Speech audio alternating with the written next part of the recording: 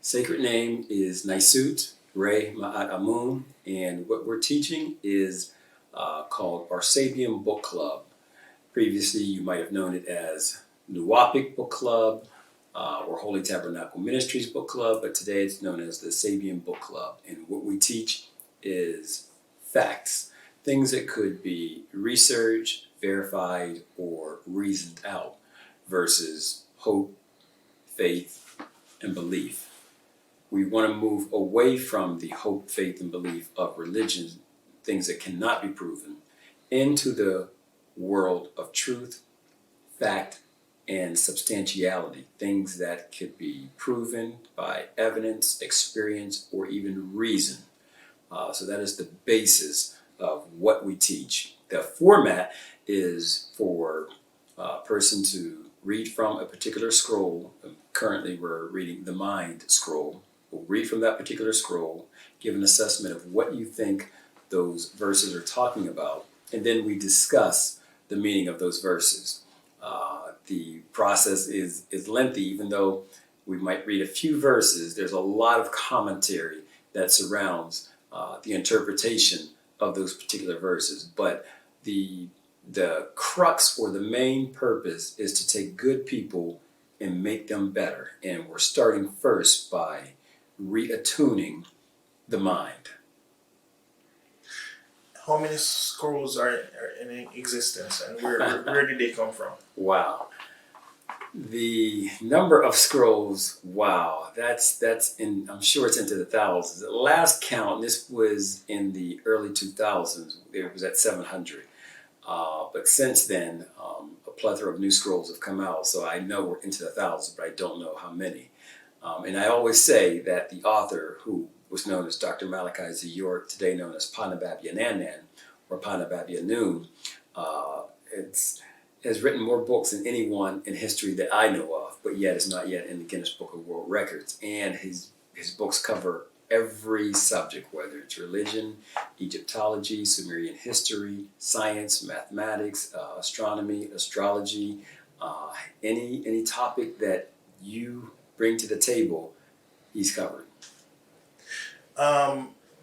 What information or knowledge are you studying that is not currently available in academia?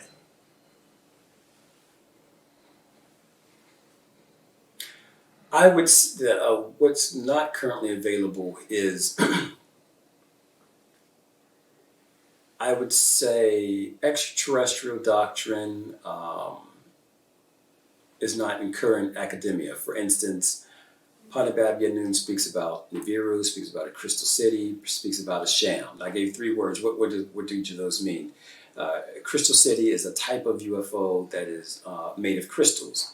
And then there's something we call a sham. It looks like a crown. It too is a UFO. And then we spoke about Nibiru. Nibiru is a planet-sized ship that traverses the sky.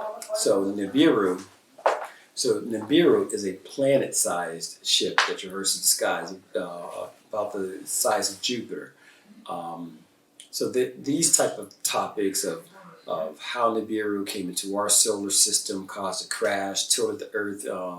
Because of this crash, the effects was moving Earth from a 90-degree axis to a 23.5-degree axis, and how that shifted the physiology of the beings on this planet, which is why our organs are no longer aligned across our spine, but it'd be either to the left or to the right, which is why some people are right-handed and less people are left-handed when we should be ambidextrous.